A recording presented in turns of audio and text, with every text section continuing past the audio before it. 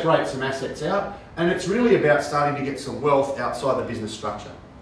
So starting to look at, well, if you've got an office sitting there, there was no debt on it when we first met them, maybe we should have that sitting inside a self-managed super fund or some other kind of vehicle. And then we had to look at it, and we've actually got, Michael's going up to see these guys in the next couple of weeks, because we've now looked at their equity value in the business and started to look at, well, we need to insure for an unplanned event. We've got the succession plan in place, the staff are buying in, but tomorrow if Steve or Wayne or someone in that business gets hit by a bus, what's the process? And whilst they're all good mates and they go away on holidays with their wives each year, they're all good friends, but if something happened and their equity value in that business is now probably $750,000 to $1 million each, then there's a problem because they haven't got the ability to write a cheque out for that. So it's about putting in place a strategy to cover two things. One, what's going to happen? What's everyone agreed? How's it going to work? What's the process? And two, how are we going to fund that? In that case, that'll be done with insurance. We're just sorting that out at the moment for them. A couple of key things though, we've used a self-managed super fund. The business premises is now inside their self-managed super fund. So what that means is, as they get closer to retirement, they can pay rent into that business, and that income will be largely tax-free if it's inside the self-managed super fund when they've retired. More importantly, in my view than that, even though that's not a bad benefit to have, they've got those assets out of the trading entity, because that's a high-risk position to be in. And the important thing is they're now starting to get some wealth outside the business for future generations. When we talk to business owners, there's two things that are nearly always the top two priorities. One is that one, to manage wealth for the next generation, so to build up some wealth to pass on to the next generation. And the other one is that they want the business to continue after them. They always want the business to succeed and continue and keep going and develop. So that's about putting that in place for those guys to make sure that is the outcome. What did you choose the self-managed super fund as distinct from, say, a trust arrangement where the two partners would go into family trust go into? Yep, it's a good question, and it's not really an easy answer. I guess part of our approach with that is two things. One, I work on the succession planning side in terms of the strategy. I work closely with Michael on the financial services side. The only way we can give any recommendation as to what's the right thing is to put all of that together. What's their plan? What's their retirement plan look like? How much money have they got, need?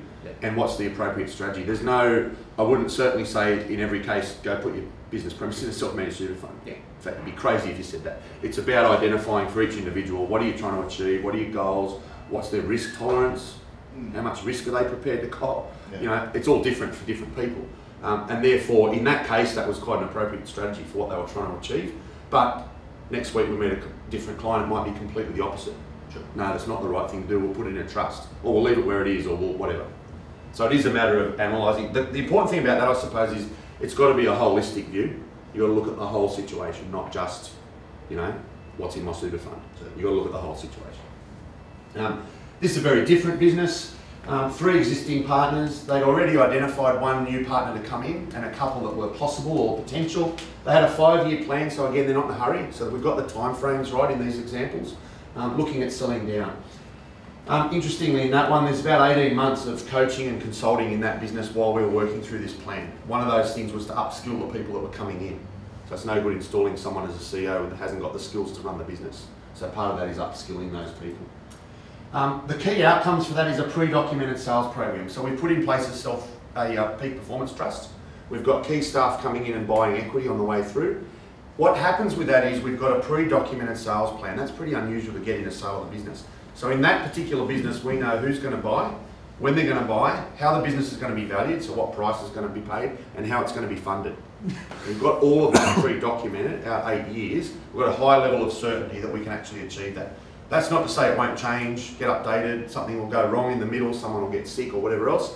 But if we've got that strategy in place, it's very easy to flexible adapt what we need to do. We've also got motivated staff. This particular company, the CEO is a very good communicator, and she's been able to communicate to people how we can transition employees from simply earning a wage up to earning extra income, so profit share, buying equity, and eventually being a CEO or a board member or whatever of that particular business. They're actually grooming one of the new incoming shareholders through the trust to become CEO.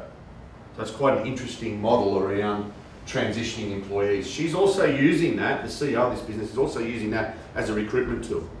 So rather than having the eBay argument about I'll pay you an extra $5 grand, no, they paid me 5 more, you have to match it, etc.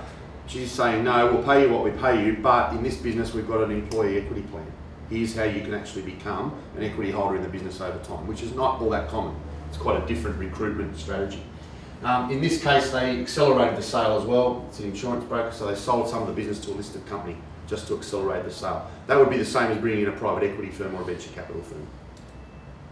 Last one, just to look at quickly, is the Sydney software business. This is an interesting story, not really about exiting. It's really about staying in the business, but having it so that they could reduce their involvement. These guys were just 60 when I met them, or just a little bit over, I think, one of them. They were keen on reducing their involvement, and also probably a gradual sale of some of the equity of the business. They've built up quite a substantial business, it's quite valuable. They introduced a peak performance trust with some key staff. They're now in a position where they have transitioned across. The general manager now runs that business. These guys literally could disappear for a year and nothing would change. In fact, the business would probably go better because they free up 2 offices. So they've got 2 offices there, big desks. They go in 3 days a week, they work. One of those days is always Friday, so they can go and have lunch together. They're not really required at all. They don't need to go into that business. I'm sure they're still doing a few things that are quite worthwhile, but that could be transitioned out very, very quickly and easily. That's about really transitional management. It's about changing management from the existing owners to new owners, training them up, bringing them through. Both the guys are still involved. As I said, they still go into the office 3 days a week, so the new management can talk to them regularly, get feedback, a bit of coaching and training on what they need to do, how they need to do it. So the business is still managed. Interestingly, in that business, as well as the example I gave you in real estate, this business actually, when we met them, owned a vineyard in the Hunter Valley inside the trading entity.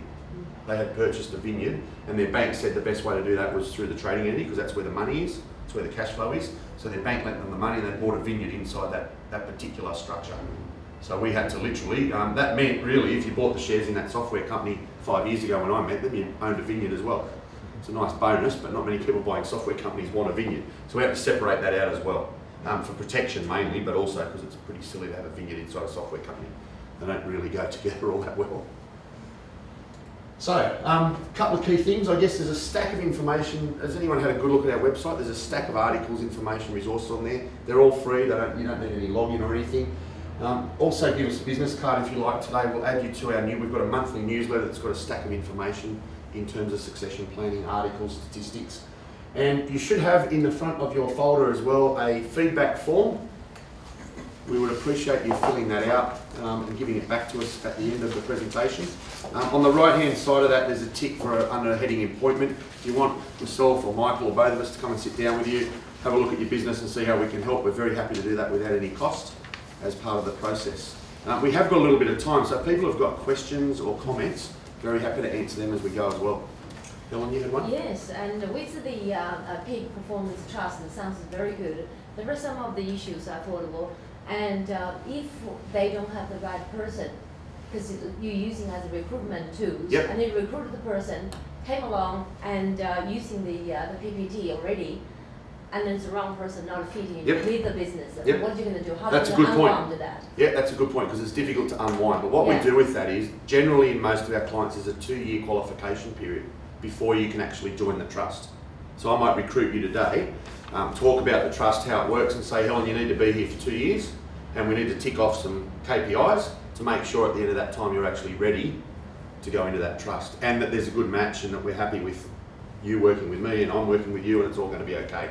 It would be, in fact, we haven't ever had one where I would be very reluctant to let a client recruit someone and put them straight into the trust. Because it's difficult to get out. It's an equity transaction. It's not something you want to undo. You have to sell and undo. Exactly. It's going to be costly. Yeah. Yeah. Correct. And second question is, this model suited for the medium and or the little bit bigger business. Yep. But if the business only just a couple of people, they don't really want to put somebody else on for the time being. Yep. They still want sitting there working for 5 years. What are they going to do? And probably will be different succession planning for them. Yeah, correct. There's 2 parts to that question, I think. The first part is the trust is typically designed for medium to larger businesses. Yeah. So typically bigger than 1 or 2 people. However, I have got 2 or 3 trusts that have got 1 person in. Just put 1 person in through the trust. They have a view that they will eventually add more people later on, but at the moment they've only got 1 in. The second part, and I think you answered the second part of the question yourself, is that it's not always appropriate. That is not the only solution to succession planning. It's one solution. We've got probably 50% of our clients that's not what we do, that we need to come up with another strategy. And typically, if they are smaller businesses, then it might not be the right solution. We might have to come up with some different approach. In the beginning, when you're going through identifying the value of the business, Yeah. does reputation come into it anywhere, or the fact that you've won 20 awards this year of being an outstanding company, does that start adding to the value? Absolutely. All of those things add to the value. I think there's two key parts to valuing a business. One is purely technical financial. There's a whole stack of formulas and analysis you can do, which we do, and come up with a number that says, okay, the business is worth this. Part of that calculation is actually based on risk. And we have a large table that we fill out as part of that formula to calculate risk. And that would come back to management expertise, reputation, branding, structures, management, succession plan. There's a whole stack of things we go through. Some of that non-financial analysis that I looked at before, those things have a direct bearing on risk. And like anything, the higher the risk, the lower the value.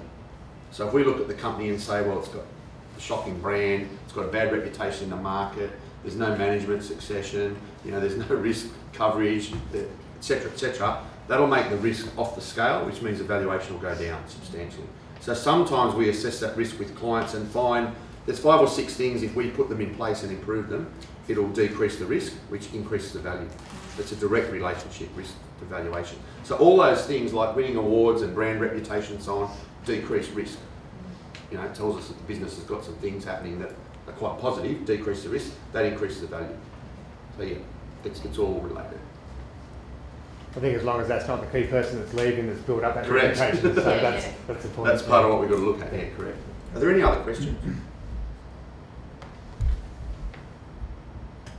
No? Good. Excellent. I'm going to be sticking around for a while, so happy to have a chat to you afterwards. You've got to eat all that food before anyone goes as well. And if you can fill out those feedback forms and give them back to us, that would be fantastic.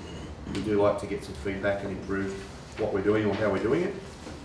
There's also some articles and reference material in the folder you've got as well, so feel free to go through that later and come back to us.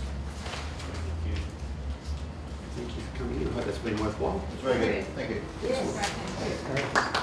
Thank you.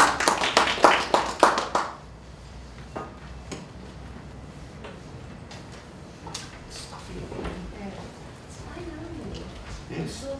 Correct. How'd that go, boys? Yeah? No problem at all. Yep, and we'll catch up. That'll be good. Absolutely. Fantastic. Thank you.